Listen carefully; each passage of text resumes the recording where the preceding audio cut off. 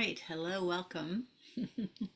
Today is, I'm Mary Cordelia Myers, and today is the first in our series of three classes using mindfulness to increase clarity, joy, and effectiveness. You can see it's a very precise title, and we'll get into why. And we are meeting today, and then we'll have a second class next Saturday at the same time. Also, these are can be repeated at 7. And then the third class will be the following Saturday. So that's October 12th, 19th, and 26th. And this class is free, and then the subsequent ones are $17 a piece, and that money goes into the scholarship fund for Helix.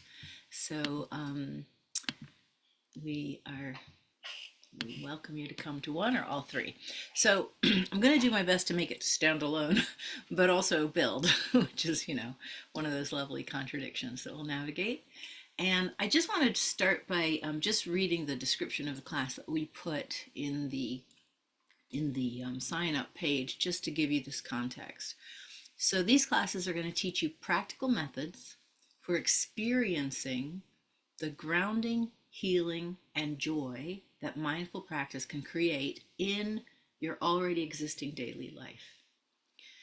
The power of mindfulness has been described in countless articles and books, but its true power can only be experienced through personal use of it in the things that actually matter to you in your life. I'll just finish reading, then I'll blurb. These three classes will show you how to apply it in ways that will bring you benefit right away and also create a foundation for greater growth.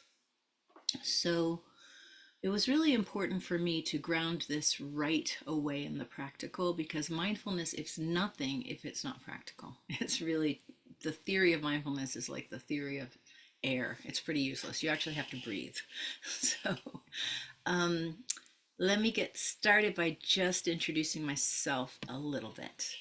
I am a Helix graduate. I graduated in 2007, and ever since then I've been working as a counselor and a teacher.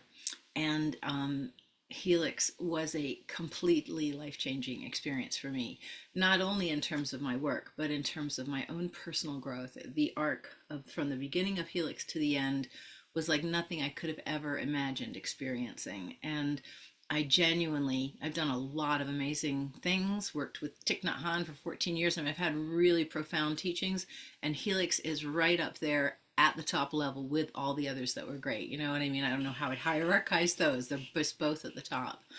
And so anyway, I wanted to just mention that if anyone is interested in exploring enrolling in the training as opposed to just here for mindfulness, I'd be happy to stay on afterwards and answer any of your questions about my personal experience of the training.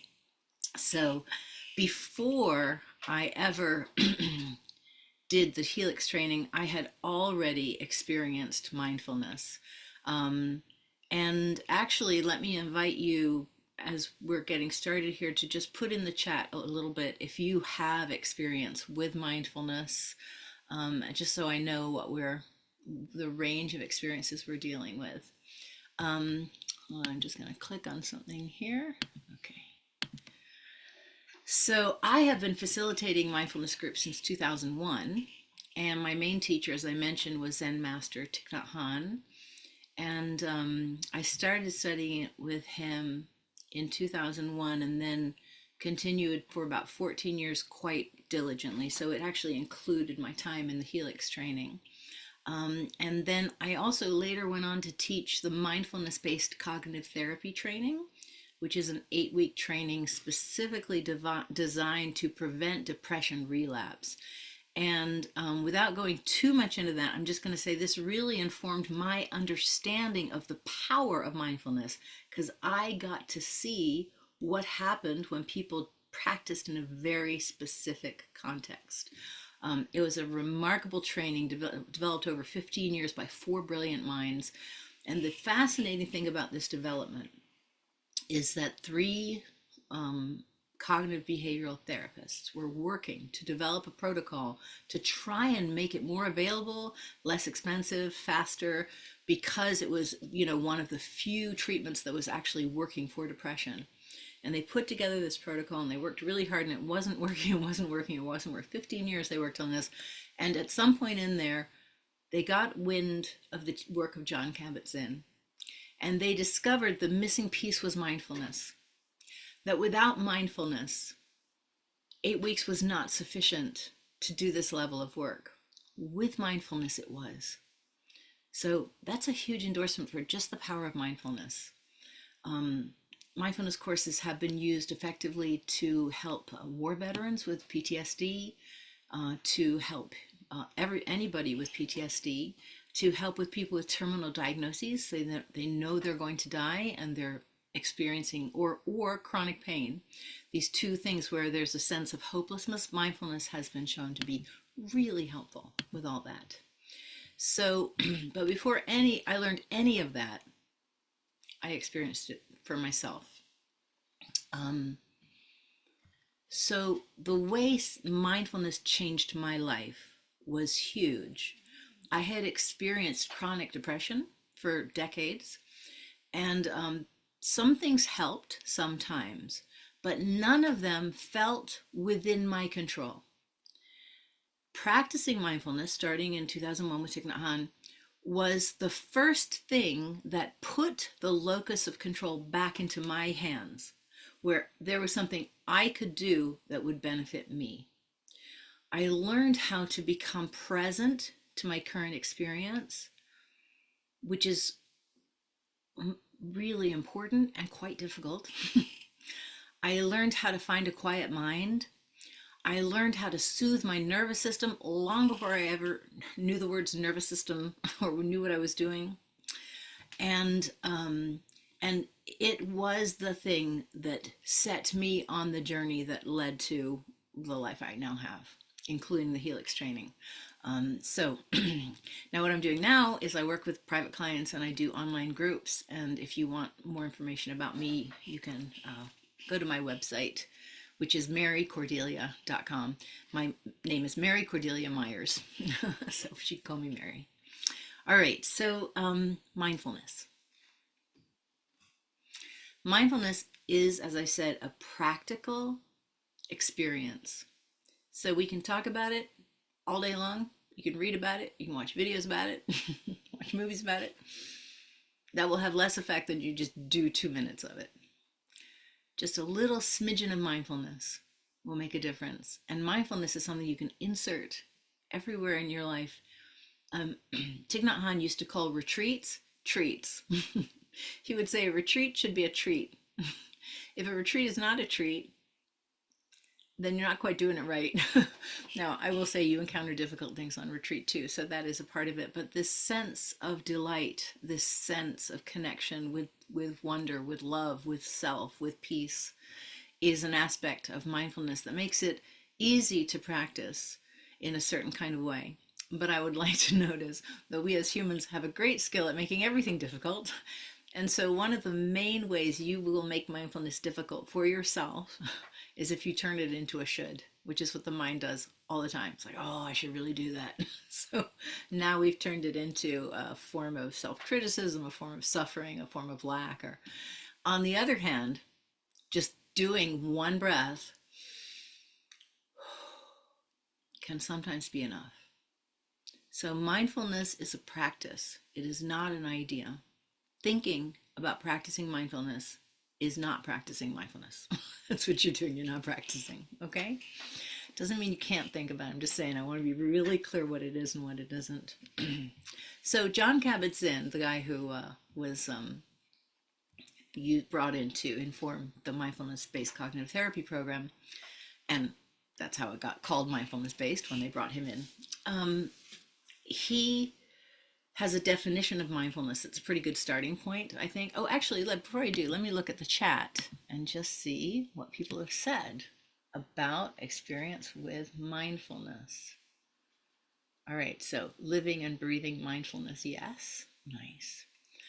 Positive affirmations would probably be the closest. However, lately meditation has helped me be more mindful when triggered from parenting or partner. Okay, yes, great. All right, so yeah, wonderful. And yes, it's interesting. I would say positive affirmations and meditation. I would say mindfulness is actually a way they sort of meet in the middle. There's a way of recognizing consciously while connecting with that larger quiet. So, anyway, that's great. All right. So, going back to my notes. Here we are. Okay.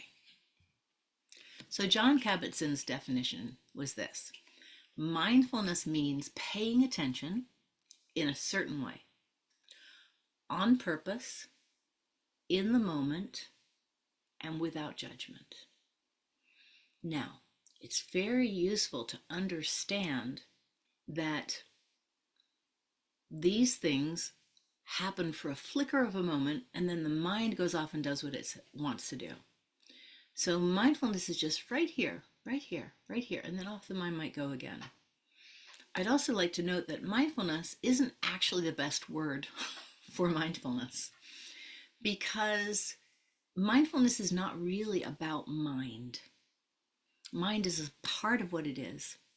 And mind is what we are using right now to communicate. So mind helps us practice mindfulness.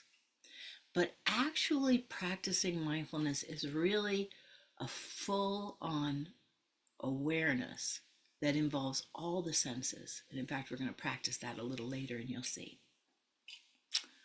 Okay. So paying attention on purpose, in the moment, and without judgment. Let's start with the on purpose thing, okay? So I'm going to put up my hand, just so I can see myself, so I know if I've got my hands in frame. Got to make the screen a little smaller here. There we go. Okay. So if I invite you to look at my hand, so this is my right hand, and I just invite you to look at it and just notice the details, the wrinkles, the ring, the changes in color, whatever. All right, and now I just want to invite you to note, did you look at my left hand when it came up? And chances are you did, right? Because it was right there, it was moving. That is a normal response. But now I'm going to invite you to look at my right hand again, and now I'm going to lift my left hand up and wave. But I'm going to invite you to just keep your eyes focused on my right hand, okay? All right. Right?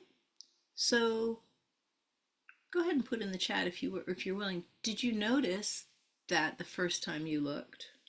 And did you notice, or whether the first time you looked, and did you notice whether the second time it was easy to not look or hard to not look? You know, what was that like for you? So this is the beginning of on purpose. On purpose.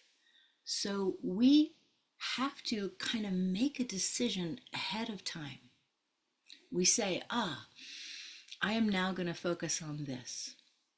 So mindfulness involves a bit of a decision. I'm going to make a decision to do this on purpose. All right? If we don't do that, what happens is the autonomic systems of the mind do their job. Now, the autonomic systems of the mind are really important. They get a lot of bad criticism in mindfulness fields. We call it monkey mind, or I often prefer to call it conditioned mind, because I think that describes a little better what it is. But we tend to sort of see it as a villain in mindfulness circles. And it isn't a villain at all. It's literally the thing that's going to stop you from stepping out in front of cars. You know what I mean? Like, it's a very important part of being a person. And yet it can cause us lots of suffering. Okay, so yes. So one person says, the first time I caught the waving hand with my peripheral, the second I made a point to keep my eyes forward, and it appeared the hand was waving less. So isn't that interesting? It appeared the hand was waving less. That's great. So that speaks to the perception, right? Like, I have chosen to focus here and the distractions have diminished. So that's very cool. And then another, yes, I looked the first time. The second time it was an active practice of on purpose, focusing on the still hand while being aware of a broader awareness of the surrounding information. Yeah, exactly. So mindfulness actually doesn't necessarily shut us down to this. It actually might allow for a kind of an expansive relationship to everything else. Yeah, awesome. All right. So, one of the things, the conditioned mind or the monkey mind or whatever you want to call it, the autonomic mind, one of the things it can do, which is not so beneficial to us, is it can cause us a lot of stress and anxiety. And I don't have time to go too deeply into that right now, but a really important piece of the understanding of that is the difference between pain and suffering. So life happens, right? Things happen that cause us upset. It might be physical pain, it might be anxiety, it might be a startle reflex, it might be sadness, all kinds of things. This is an entirely appropriate response to life. We are beings that interact with the world, and it is entirely appropriate that we have all these responses, all these reactions. But then, what the mind can do is grab a hold of the experience and spin it into terror, spin it into future doom. I like to call it 0 to homeless in 10 seconds. When I was younger, if I was trying to get to work and something delayed me, I was always late, always leaving late. And so something delayed me, and then I thought I would be late. And of course, I'd been late. My mind would immediately spin into like, oh, I'm going to get in trouble. I'm going to lose my job. And pretty soon I would be broke and homeless, 0 to homeless in 10 seconds.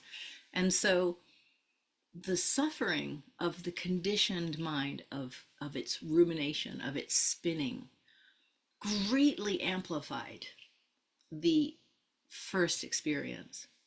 So mindfulness allows us to notice the mind, to make a choice of where we are focusing, right?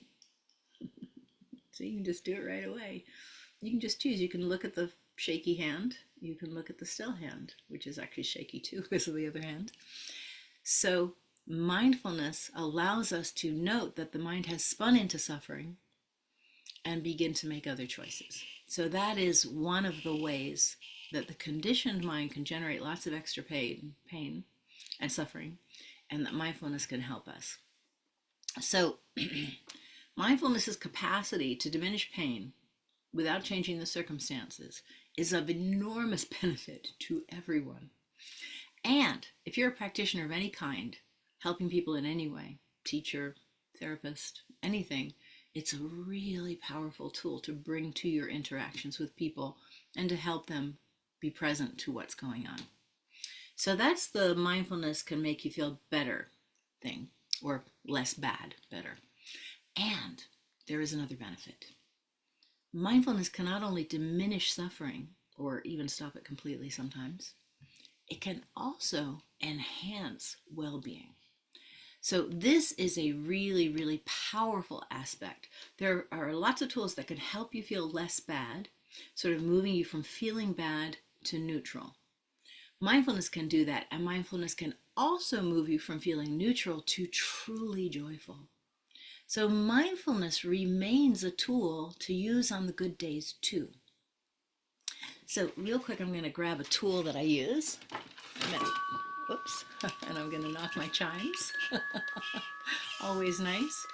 So this is a little simple tool that I created to explain certain things. I call it the empowerment scale. So from empowered to disempowered.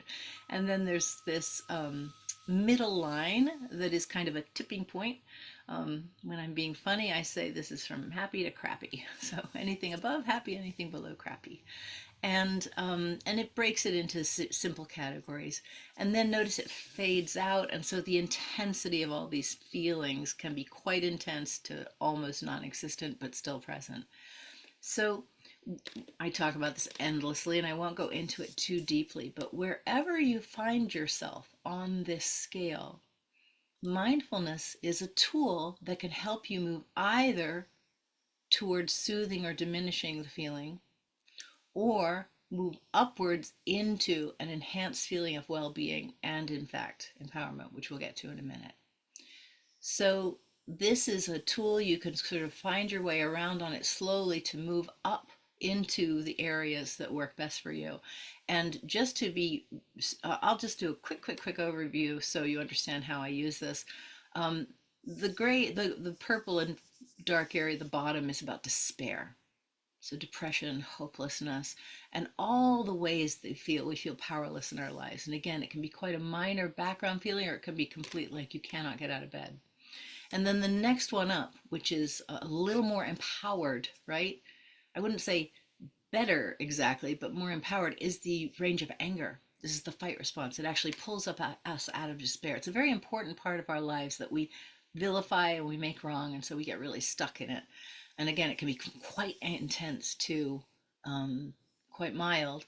And while it is a step up from despair in terms of empowerment, you want to live there. It's very uncomfortable and leads to all kinds of unskillful behavior. So the next step up is this sort of grumbly area.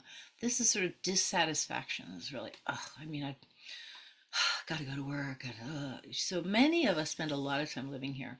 The next one up is sort of the flip side of that. It's just basic satisfaction. Like, okay, pretty good. I'm gotta go to work, but I'm lucky I got a good enough job. Sort of that, somewhere over the tipping point. And so often we sort of cross back and forth across this line a lot.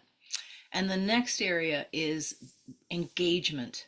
This is where we're engaged in something. And I like to say, whenever I'm teaching, I'm kind of here, Sometimes I'm here. This is where I've sort of moved into the zone state, and often the intellect is gone. But so this is where I say things I'm very impressed by. I'm like, wow, who I didn't even know I knew that, right?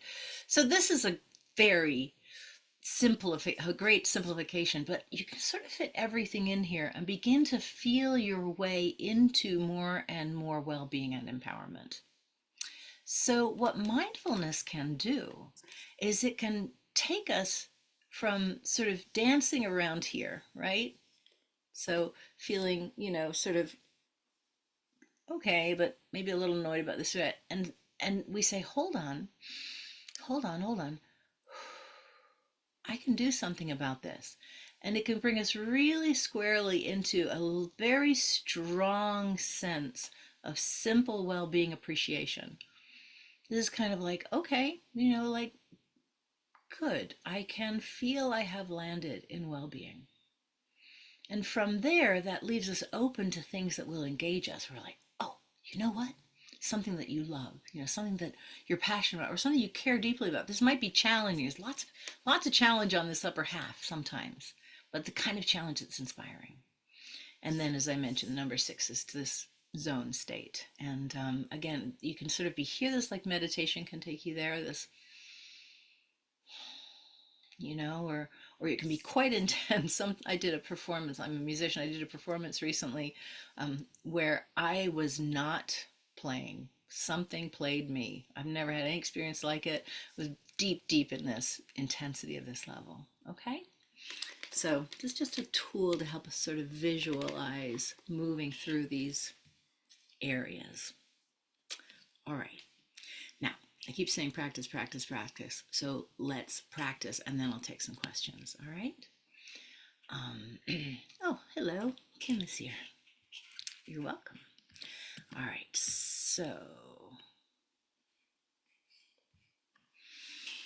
All right. I'm going to invite you to just take a moment and come to yourself.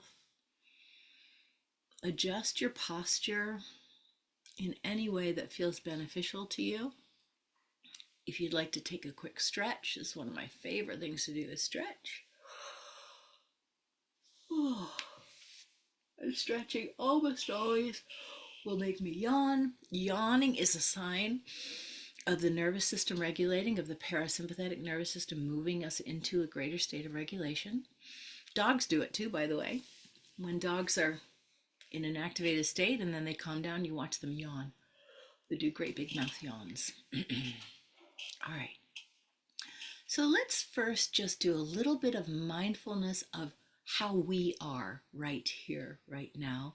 If it's comfortable for you to close your eyes, please do. If it is uncomfortable, don't, okay? So let yourself notice what it feels like to close your eyes. This is the first piece of mindfulness. When I close my eyes, it feels better, worse. And then let yourself be guided by your experience.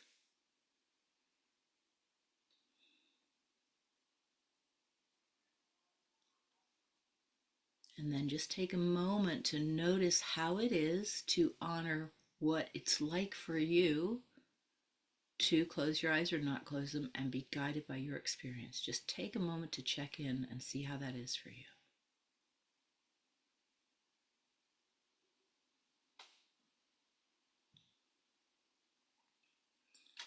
All right, now if you sort of scan the body for feeling sensation, bracing, pain, relaxation, just generally scan the body.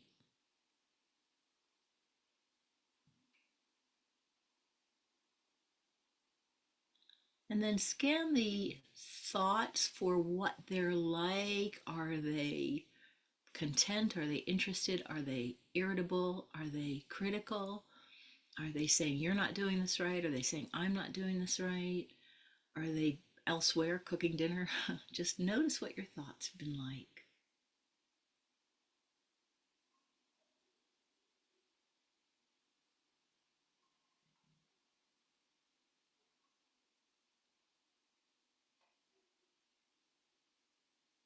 And then just scan your emotional range. Like, what are you generally feeling in this moment? Hopeful, disappointed, not much, worried, delighted?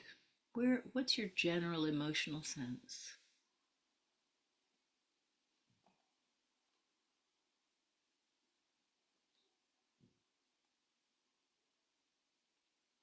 All right. And having done this little scan for yourself, let me invite you to just give yourself two numbers. These are just subjective numbers, whatever your mind offers you, just to what it's fine. The first thing is on a scale of 1 to 10, where 1 is very, very calm and peaceful, and 10 is super agitated or irritated or activated in some way. Just see what number you would give yourself right now.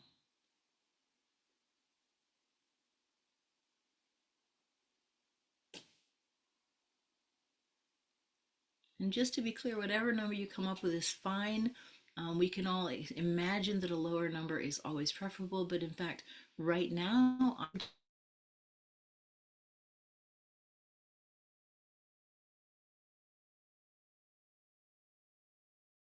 people, so my level is in response to that, right? So there's nothing wrong with whatever you came up with. Could also be you have anxiety, and that's what your activation level is. So whatever number, just make a mental note or actually write it down if you want.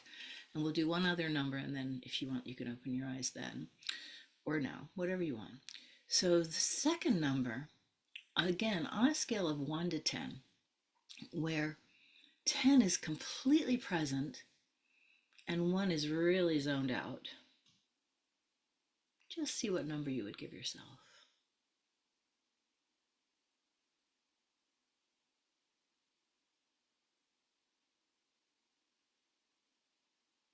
Okay, so just make a note of those two numbers and we'll come back to them in a bit. And I invite you to open your eyes, come back and stretch again if you'd like.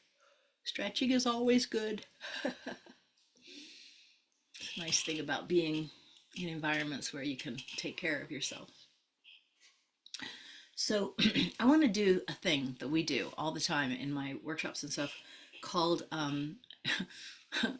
it's called the five senses recycling exercise, but we only ever use three senses, so I suppose I should rename it, but you could use the other two, so we'll leave it for the five just in case anybody wants to. So the first sense that we're going to engage is the sense of eyesight. And I'm going to invite you to look around the space you're in and first just take in the space. So we're being mindful of the space. We're seeing it right here, right now.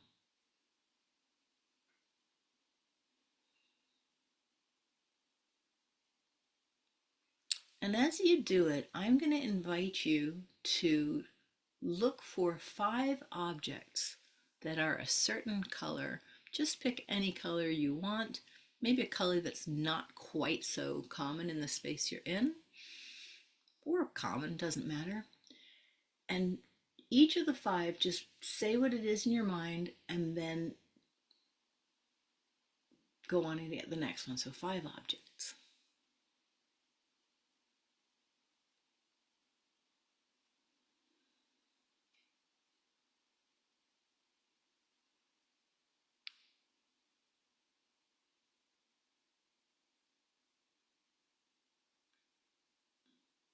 All right, and now we're going to do the second step in this exercise. We're going to find 5 objects that are with a certain pattern, and I would suggest stripes or a grid pattern, something like this, or circles. I see my scarf on. So 5 objects that have that pattern. Again, say the thing I found and count to 5 is for when you get there to 5.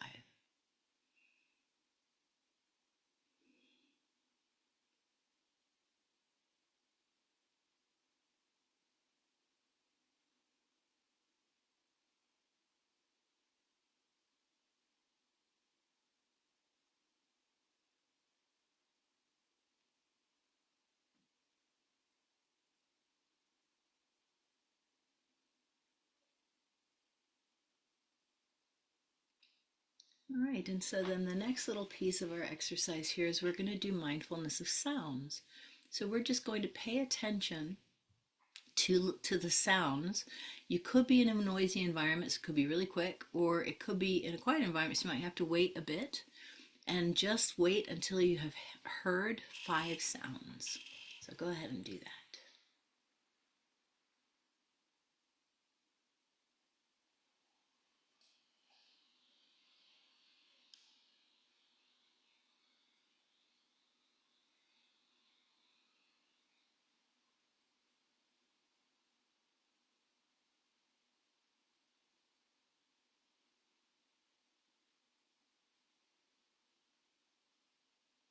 All right.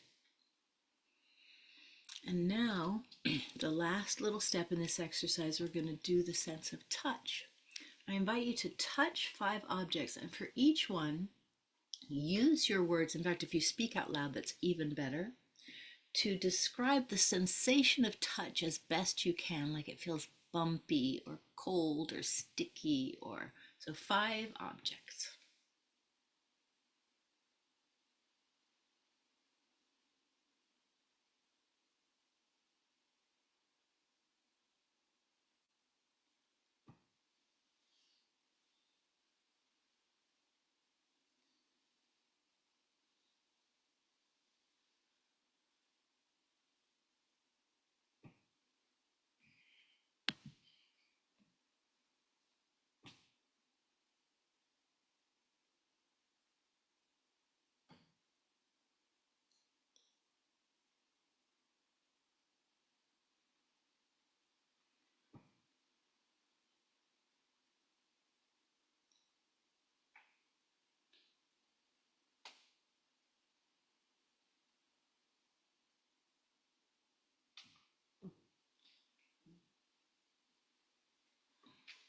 All right, great. When we're doing this one-on-one, of course, I know how far you've gotten, but we'll just assume you got there for now. So let's just go back to ourselves again for a moment. Again, close your eyes if you're up for it. Open if you want them open. Check in with yourself. Notice your body, your thoughts, your feelings, your emotions.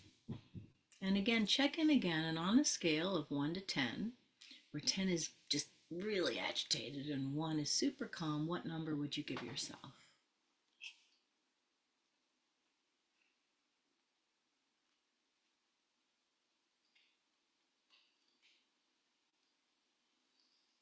And then whatever number is perfect. On a scale of 1 to 10, where 10 is super present and 1 is really zoned out, what number would you give yourself?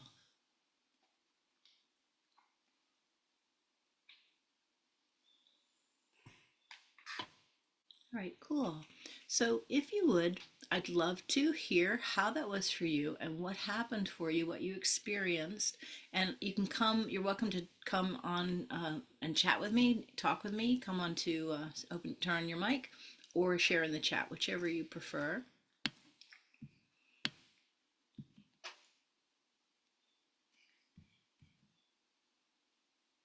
Just going to wait a second and see what we get here in the chat.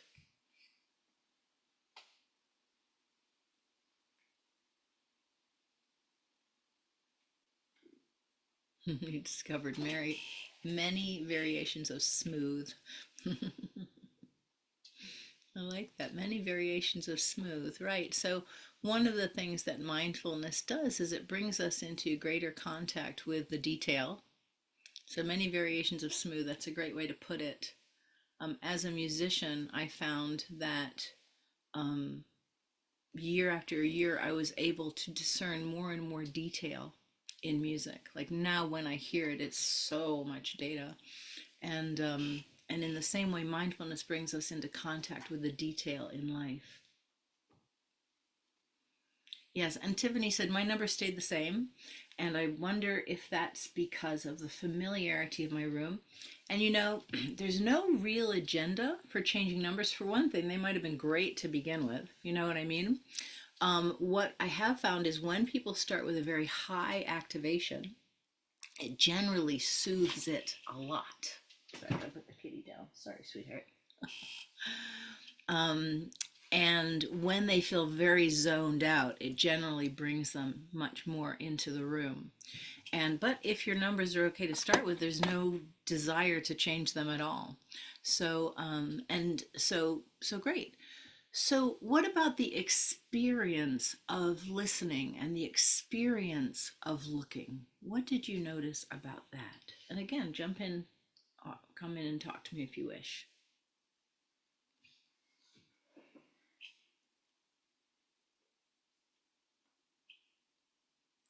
Also, it's a good moment to ask any questions if anybody would like to ask a question.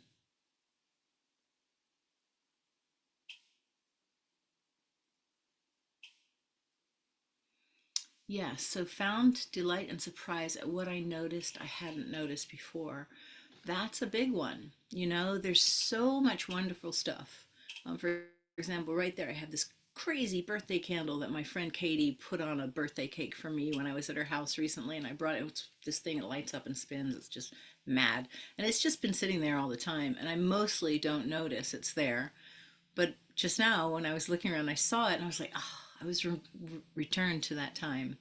So, yes, so delight and surprise in what I noticed that I hadn't noticed before. So, noticing is a big aspect of mindfulness.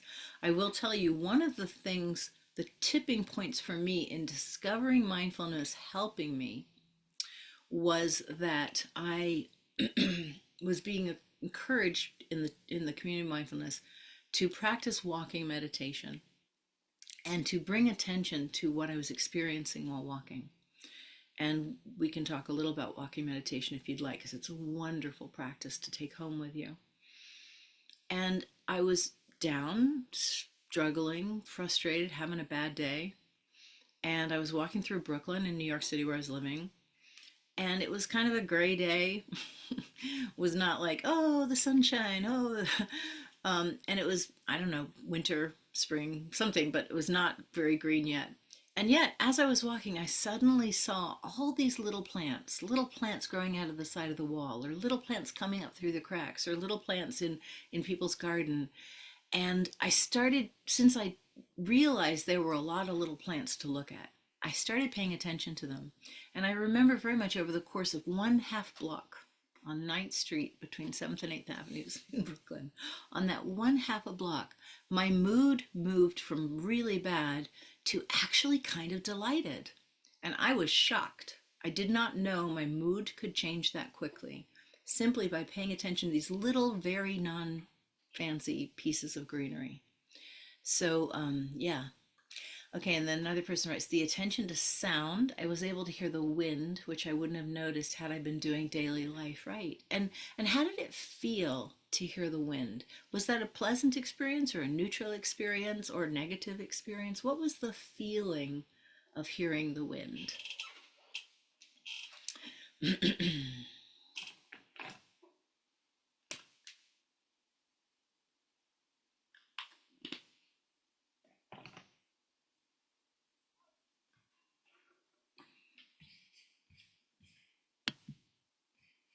All right. Um, Perhaps you'll answer, perhaps not. No pressure. Oh, there we go. I felt connected and very in the moment and out of my to do list. Ah, I like that. I like that. Out of my to do list, right? So there's this way that we're caught up in, oh, I got to do this, I got to do that. Instead, connected and very in the moment. And so let me just invite you to answer one more question, if you don't mind. The experience of being connected and very in the moment and out of your to do list. So there's three different aspects of it.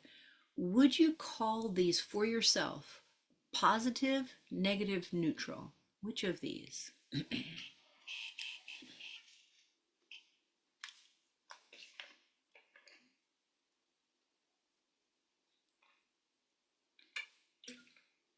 All right, now obviously I'm fishing, we all know this, right? And I kind of knew you were going to say positive, or I certainly assumed from what you were saying. But I think it is worth it to go ahead and say it. Like, I've recognized the effect on this is to help me feel a little better, a little more something yummy. So I generally kind of assume feeling more connected is better, but I could be wrong, right? So it's worth noting this betterness. And again, this is the thing that I have learned is to recognize little shifts toward well-being because they really add up. And little shifts in the other direction really add up too. So these small ways. And then another glimmers, activating expansion in the noticing.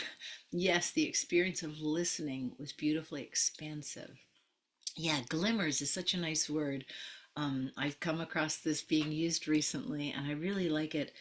Someone was calling it the opposite of triggers, right? So triggers things like put you on edge, maybe move you in the direction of ill being, less well being. Glimmers like that, same thing, they sort of come along.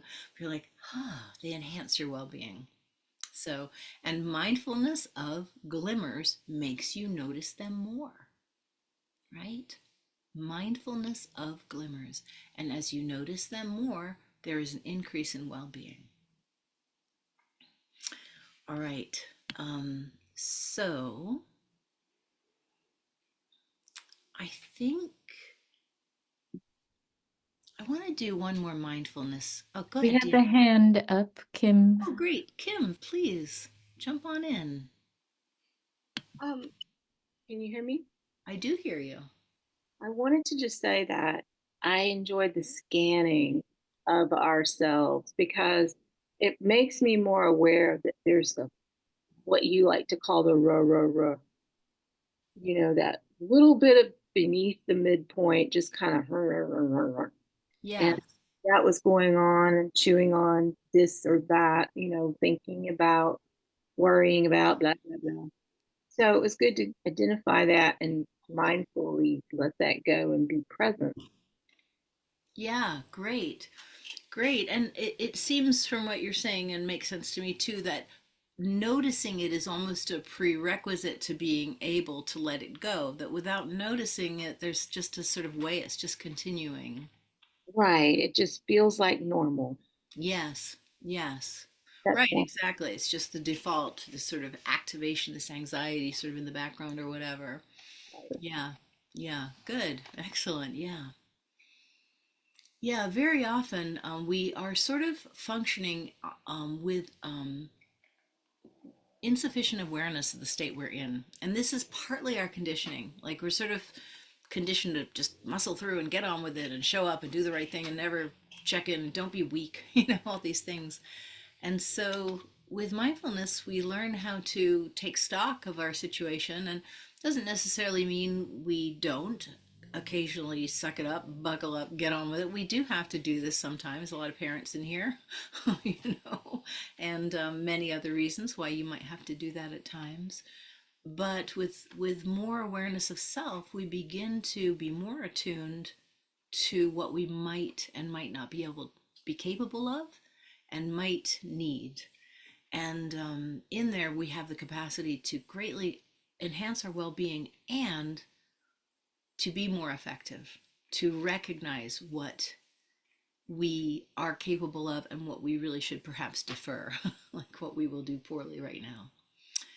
So great. All right, so I would like to just bring us back, and feel free anybody to jump in now. I'll keep an eye on the chat. We'll have this be a bit of a conversation. I would like to bring us back to the title here, just so we sort of bring this in full circle as we get toward the end of our hour. So the idea of naming it, the title was using mindfulness, right? So mindfulness as a tool, using mindfulness to increase, right? We've already seen this increase. And then I mentioned three things: clarity, joy, and effectiveness. And clarity, I think we've seen this a little bit today, that there's a little bit more, as Kim mentioned, a little bit more capacity to discern this background activation, let it go, and clarity. I often like to think of clarity as clearness, right? Because clarity, sometimes we think, I'm really clear about that. Like we sort of perceive clarity as understanding the 10-point plan or whatever. But in fact, what I'm really talking about more is space, is clearness. And actually, within that space and clearness, that is the place for our clever 10-point plan to arise. Often that's where intuition arises and we're able to really hear it. So clarity. And then the joy, just the little story of the finding the plants. And joy can be incremental like that. We so much tie joy to getting the big thing. I'm gonna go on vacation. I'm gonna go to a show. I'm gonna finally get a day off. And we sort of hold off for those moments. And by all means, use mindfulness to enhance those moments too. However, we can find joy in the midst of our lives by creating space with mindfulness, just like what happened to me with those little plants. And I was frankly shocked at that walk of half a block being that transformation. I would never have discovered that for myself if I hadn't done the practice of mindful attention while walking. So this discovery for ourselves of the power of mindfulness is connected to our own practice of it. And then effectiveness. Well, effectiveness, what I have found is that, and I'm sure you know this too, the secondary part of the mind, the part that's like, oh God, what am I going to do? What if I do this? The spinning, it creates so much muddled distraction. It's sort of like this, like you can't pay attention to anything because the mind is so busy. As we come back to being back to this moment, focusing on what we have decided to focus on, allowing ourselves to use mindfulness to soothe the nervous system, our effectiveness increased by a lot. We find ourselves so much more able to do the thing that is important to us, the thing that rests in our life as essential. Also, to begin to discern more and more and more where something that is important to someone else maybe actually isn't important to us. We literally can say, I understand that's a priority to you. It isn't for me. And find more and more of those places in our lives and come back into our sense of sovereignty in relationship to our lives. So these are the possibilities of mindfulness. And I'd just like to end by giving you just a couple of practices to take with you and to give these a try. All right. So the two practices I'm going to recommend that you can just do throughout your life are to stop in the moment, whatever you're doing, and just do it very consciously, tying your thoughts to the actions. So this is so powerful. Thich Nhat Hanh, you say body, speech, and mind in perfect oneness. Body, speech, and mind. And it was interesting, the speech was the thing that tied the mind in. So the body, the perceptions, the speech, and the mind in perfect oneness. And so what you do is you simply kind of narrate what you're doing. The first profound experience of this one I had was when I was supposed to go on retreat And I was very, very excited. And it was like Friday afternoon, and I always got a paycheck in my bank account. I was very poor at the time. Always got a paycheck in my bank account at 5 o'clock in the afternoon. And that paycheck was going to um, give me enough money to buy my ticket the next morning to get on a bus to go to the retreat. I didn't have the money. And so it was like 4:30, and I went to check the bank account. Usually went in at maybe 2:30. I forget the details, and it wasn't there. And I was like, oh, and I immediately panicked, and my mind spun. I'm not going to be able to go, and it just went crazy, right? Crazy. And so I immediately called the bank, and I told them, I had some conversation with someone, and they said they'd look into it. So it's like now it was 4:45. The bank's closing like at 5 on a Friday, right? So there's 15 minutes left for some stranger to maybe do this thing that will help me. So I didn't have anything left to do, but I was all a spin. And I think because I was going on a mindfulness retreat, I remembered to practice mindfulness. And I was sitting in my bedroom, and I had a pile of laundry on the bed that needed to be folded. And so I thought, all right, I'll do mindfulness of folding laundry. So it doesn't matter what you use. And so what I did was I started with the underwears, picked up an underwear, set it on the bed, and I thought these words out as I did it: folding in the right side, folding in the left side, folding up the bottom, putting it on the stack, getting another piece of underwear, spreading it out, folding in the right side, folding in the left side, folding up the bottom, putting it on the stack. And I did that, and after about 7 underwears, so I call this underwear meditation, after 7 or so underwears, my mind was completely quiet. And while I had known ahead of time, before the underwear, that I couldn't do anything else, like I'd done everything I could, now I knew, I grokked it in my body, that I've done all I can. I need to hand this over, let it go, relinquish it somehow, and all will be well. Somehow, all will be well. I knew it in my body. So in some ways, I'm so happy I folded underwears, because it makes the story so much funnier that you just remember it's like underwear folding meditation, right? But mindfulness of an activity draws in the language part of the brain, so it can't go spinning off ruminating about what an idiot you are to be so poor, or whatever it is, right? It can't do that because it's busy describing the behavior. The simple action, combining it with bodily stuff, connects the body to the speech and the mind, comes into oneness, and we are present. And in that presence of clarity is the spaciousness, the effectiveness, and yes, joy. So my first suggestion to you is to just bring mindfulness to something. And you can do it once, you can do it 10 times. Like I got a cat right here.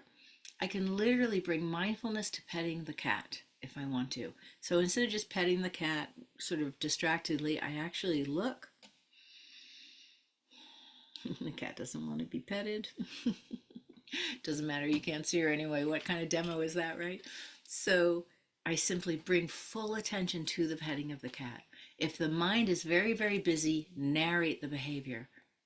If whatever it is, so you can do this for tidying a little corner of your desk. One of the mindfulness things in the mindfulness-based cognitive therapy course is mastery of a teeny little piece of your life, like just lining up the pile of papers on your desk or whatever. So that's number one. You can do this anywhere at all, anything at all. One of the best things is mindfully washing dishes at the end of the night. If you have a little bit of space and a little bit of time, and you can just put your hands in the hot water and feel the water and feel the satisfaction of a plate going from greasy to clean, setting it in the rack. You don't have to do the whole dishes this way. Do 2 minutes of mindfulness, okay? So that's one thing. And then the second thing that I want to offer you is mindful walking. And again, you've got to stop. You do have to stop for a second. Just hold on. And now we're making a choice. I'm paying attention in the present. And with mindful walking, you can do it a million ways. But the 2 ways I'll suggest are either you narrate to, again, engage the mind. Narrate right foot, left foot, right foot, left foot. Or, if you prefer, you can walk while bringing attention to things around you. Now, if you're agitated, you're not going to be able to do that one right away, probably. So, first, using the right foot, left foot to bring the mind into engagement with the activity. And then, after maybe 30 seconds or a minute or two of that, then see if you can keep this awareness of walking, which now would be physiological, right? Feeling, that's an awareness, and letting the mind begin to look at the trees. And then if it starts to spin out, like, oh God, what do I got to do later on? You say, okay, come back, right foot, left foot. So it's this dance of awareness, moving it from very clearly on the feet, feeling the feet, narrating the feet, to bringing it up into the world and feeling your body moving through the world and seeing the beauty and hearing the sounds. So those are the two practices I'd like to leave you with. And so that is my introduction to mindfulness. And are there any questions or any thoughts or any requests, anything at all that you would like to know or ask? Oh, thank you, Deanna. She just typed it all up. Underwear folding meditation and mindful walking. You're very, very welcome. All right, great. And so, Deanna, what do we need to say and make sure we, I've forgotten. Thank you so much for this mindful attention. For all of you who are interested in learning more about mindfulness, the next class will be coming up. There are two more. And actually, I'm going to pop this open. Image open. Hold on a second. Okay, let's see if this allows me to share my screen. There's coming up on the 19th and 26th at 11 a.m. Saturdays, but also 7 p.m. if you wanted to do this again tonight. Or if morning doesn't work for you on the next two dates, you can come in the evening. Here we go. Let me share that.